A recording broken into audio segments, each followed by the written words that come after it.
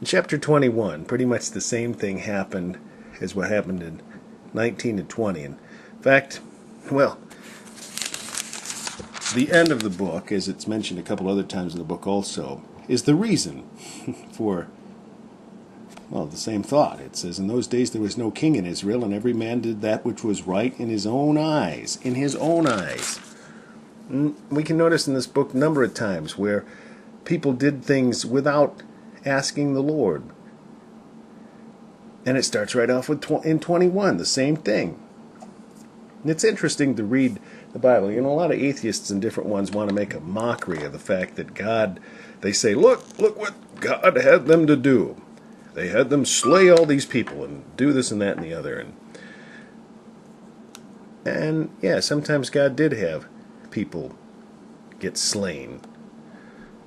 But more so, there were times where there was slaying going on that God had nothing to do with. And here's an example of people making up their own minds and then taking counsel of God. Now the men of Israel had sworn in Mizpeh, saying, there shall not any of us give his daughter unto Benjamin to wife. So they'd already made up their minds. Where does it say anywhere in here that God told them that? You won't find it, because God didn't tell them that. They made that of their own mind, of their own accord. They all decided, that's what we're going to do. Then in the next verse, though, it says, and the people came to the house of God, and abode there till even before God, and lifted up their voices, and wept sore, and said, O Lord God of Israel, why is this come to pass in Israel, that there should be today one tribe lacking in Israel? Well, if the Lord would have answered him, he probably would have said, because that's what you decided. But the Lord don't speak back to people like that. You know, He lets them realize on their own. That's the reason why you're in the trouble that you're in.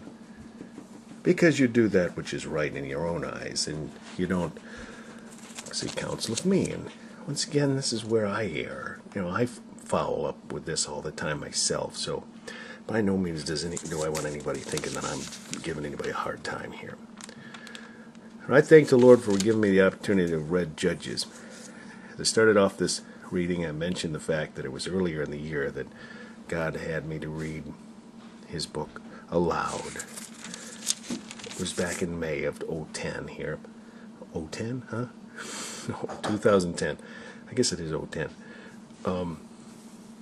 And then I get to read it again here. So I'm really glad for that. But hopefully you'll be able to join in on the reading of chapter 21 of Judges.